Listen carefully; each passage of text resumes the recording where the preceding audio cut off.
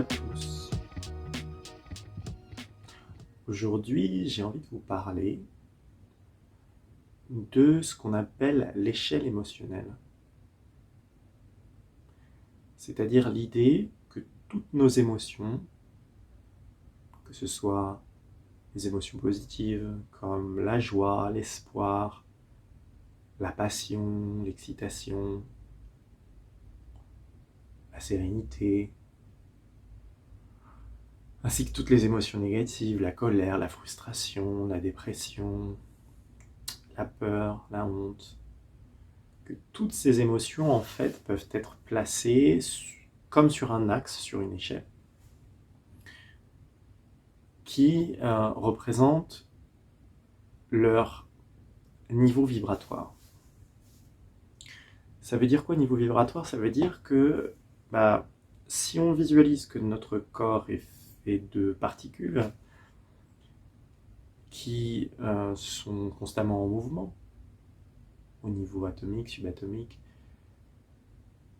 on peut en réalité concevoir que ces particules qui sont toujours en mouvement vibrent à une certaine fréquence, que même les molécules de notre corps ont certains rythmes, qu'elles vibrent à une certaine fréquence, de la même manière qu'un pendule vibre, oscillerait à une certaine fréquence, ou que le son sur une piste aurait une certaine hauteur, une certaine fréquence. Et si on prend ce modèle-là pour comprendre les émotions, on voit que quand on ressent une émotion, par exemple quand je ressens l'émotion de colère, quand je ressens l'émotion de joie, en fait c'est tout mon corps qui vibre à cette fréquence, à une fréquence particulière qui correspond à l'émotion de colère ou de joie. Et si on conçoit les émotions comme ça, en fait on peut voir qu'il y a certains niveaux émotionnels qui correspondent à certaines fréquences de mon être en réalité. Par exemple,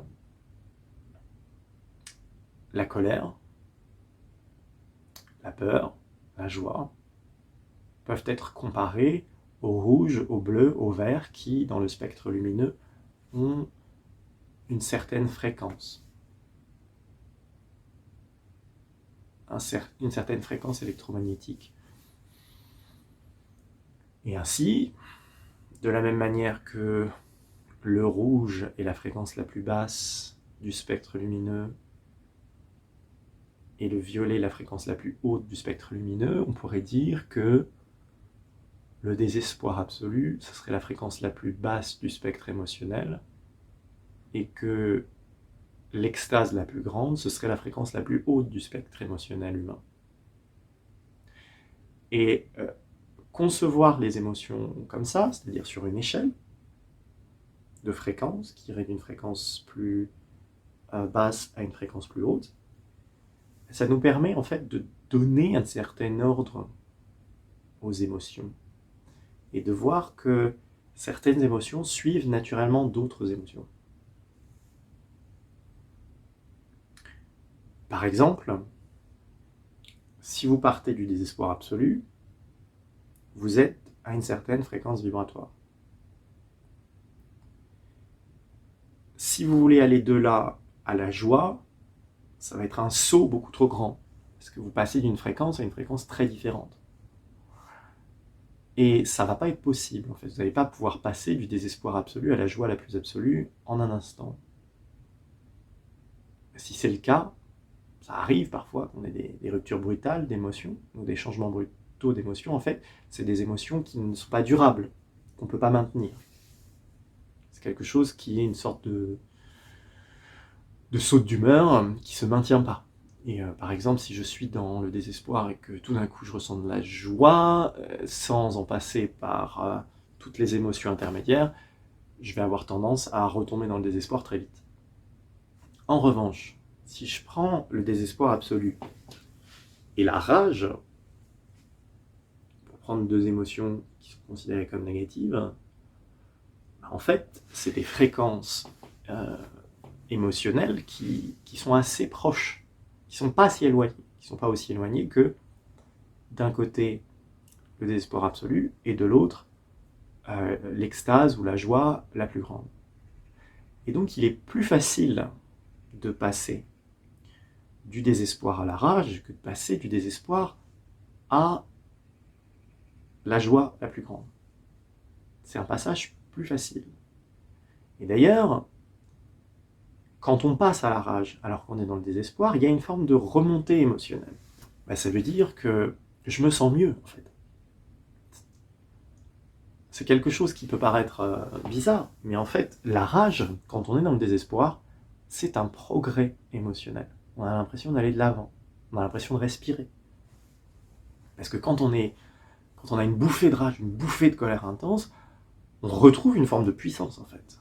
On n'est plus dans l'impuissance absolue qui caractérise le désespoir, l'absence totale d'issue. Le désespoir, c'est vraiment la situation sans issue. Tout est futile, tout est sans issue, tout est voué à être bloqué, à disparaître. Alors que dans la rage, il y a la concentration d'une énergie, la concentration de mon attention sur quelque chose qui m'enrage, et la rage me redonne une sorte de boost, me redonne une dose d'énergie que je focalise sur quelque chose et qui me fait agir, qui me remet le pied à l'étrier et qui me relance.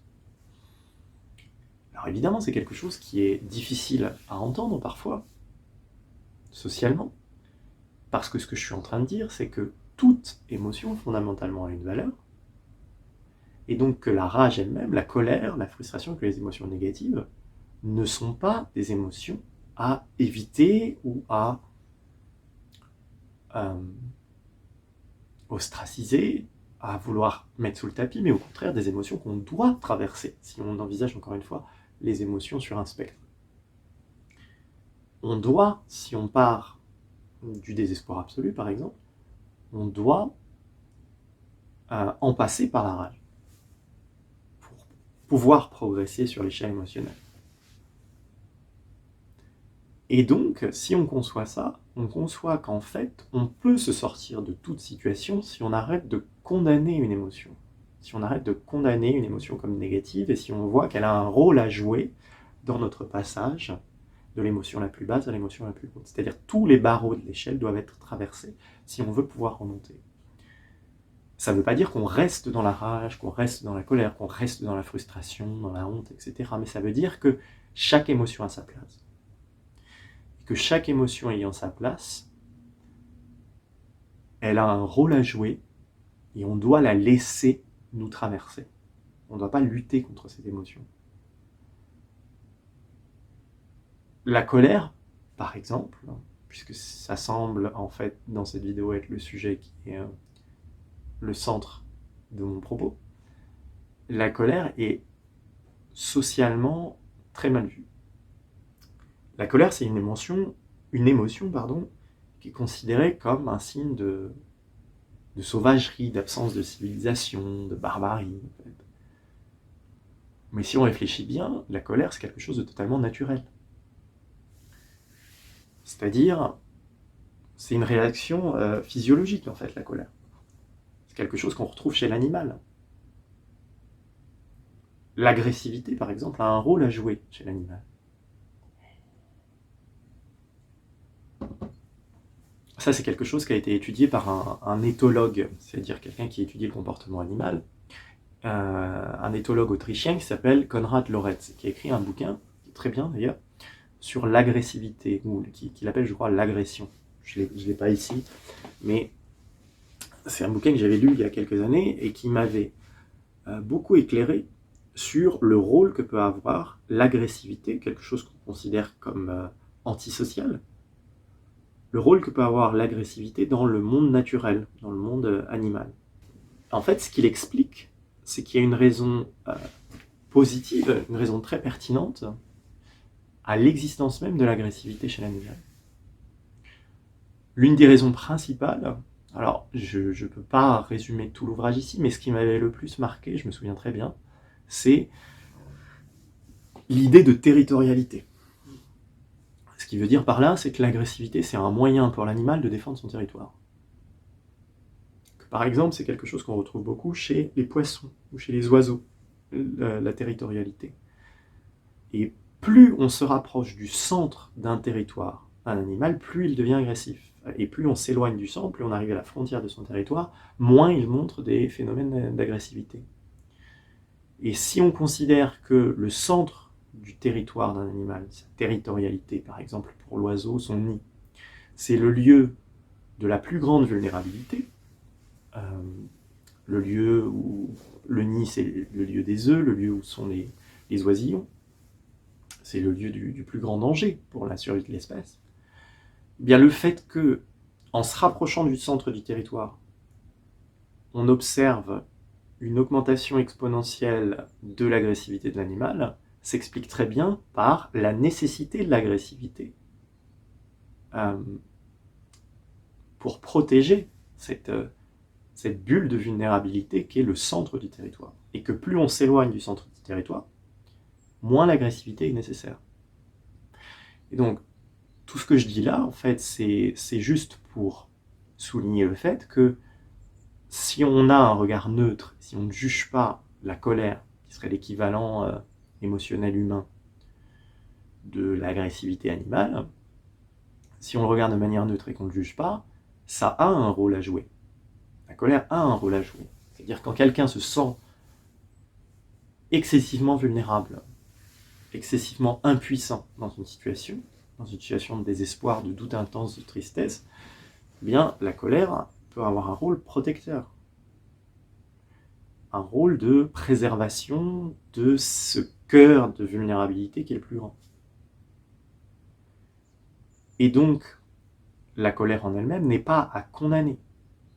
Elle peut être à canaliser, c'est-à-dire le but n'est pas évidemment de se mettre en colère et de tout casser autour de soi, de donner des coups à tout le monde, mais de comprendre qu'on ne gère pas la colère en essayant de la supprimer.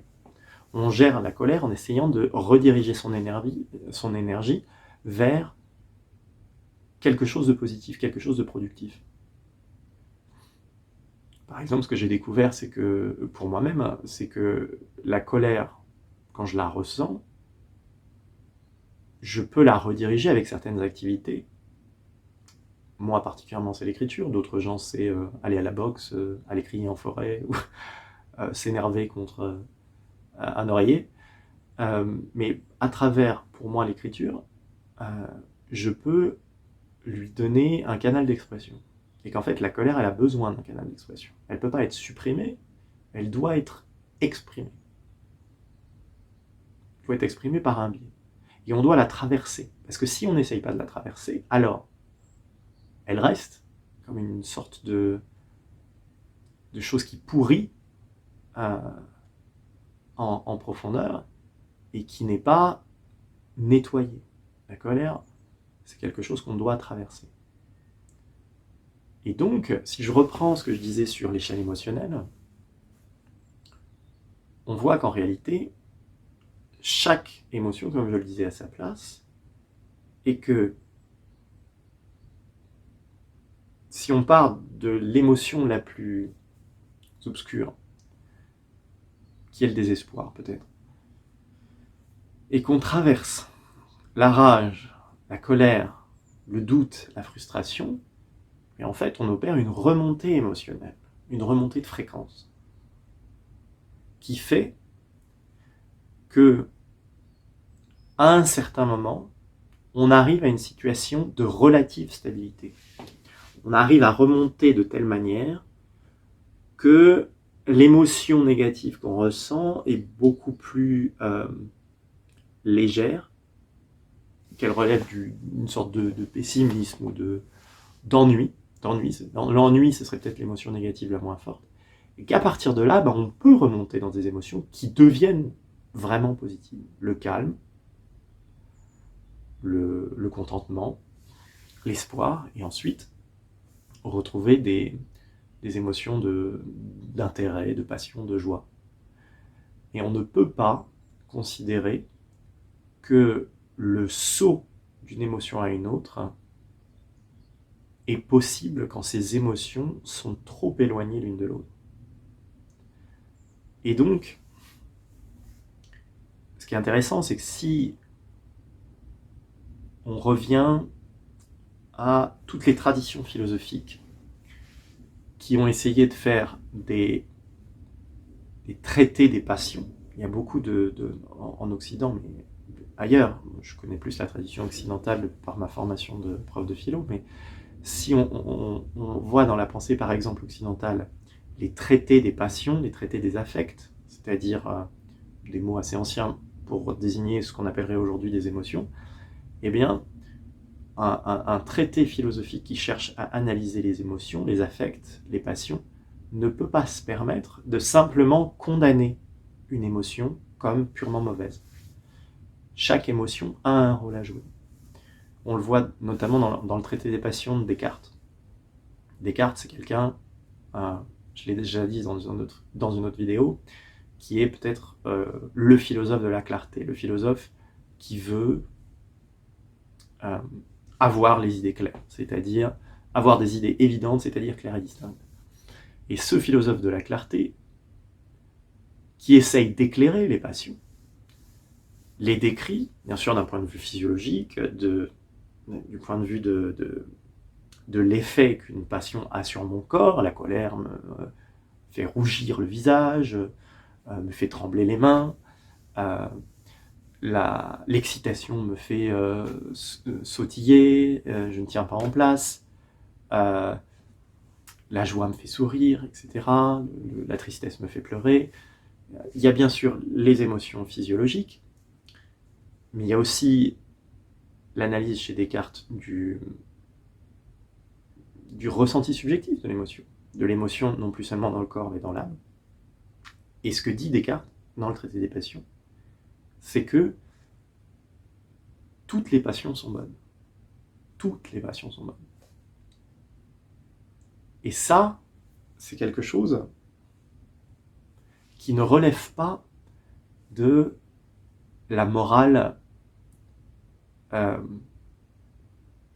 disons la morale bête et méchante, qui voudrait interdire aux êtres humains la traversée de certaines passions, de certaines émotions. Le problème que j'ai avec le mot même de morale, c'est que généralement la morale, comme son nom l'indique, fait la morale, c'est-à-dire la morale a tendance à juger. C'est le jugement, la morale. Le jugement d'une attitude, le jugement d'une émotion, une émotion qu'on ne devrait pas avoir. Faire un traité des passions, essayer de regarder de manière neutre les passions, les émotions, comme le fait Descartes, comme le fera après lui Spinoza et d'autres, c'est essayer de voir la valeur que peut avoir chaque émotion. Et ne pas condamner ces émotions. Ne pas s'interdire de les traverser. Et c'est par là qu'en fait, on arrive à rejoindre la joie. C'est en s'autorisant à traverser toutes les émotions, en ne culpabilisant pas de les traverser. Et j'irais même jusqu'à dire en ne culpabilisant pas de traverser la culpabilité elle-même, qui est une émotion. Qu'on arrive à remonter sa fréquence émotionnelle. Et qu'on arrive en fait à retrouver un état de sérénité, de calme et même de joie quand on veut aller plus haut.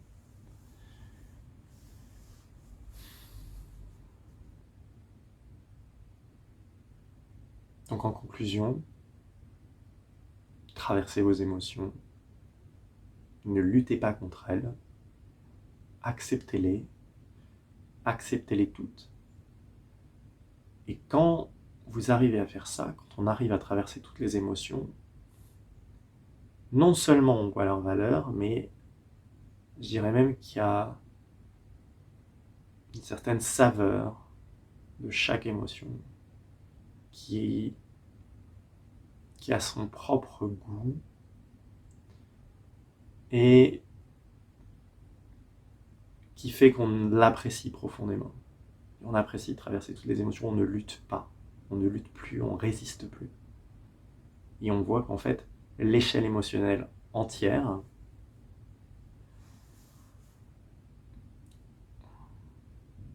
c'est l'aventure d'une vie en fait. C'est l'aventure d'une vie qui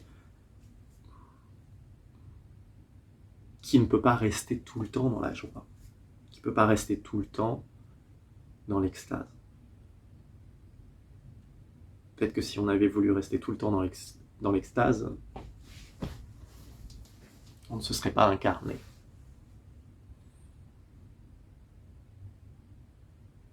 On serait resté pures âmes, sans aucune expérience du contraste de la vie en fait. Sans aucune expérience, sans aucune richesse. Je crois que c'est ça, le mot de la fin pour moi, c'est de me dire que le spectre des émotions, c'est la palette d'une richesse avec laquelle on peut peindre sa vie en fait. Et aucune couleur n'est de trop. Toute émotion a sa place. Bon, je pense que j'en ai assez dit.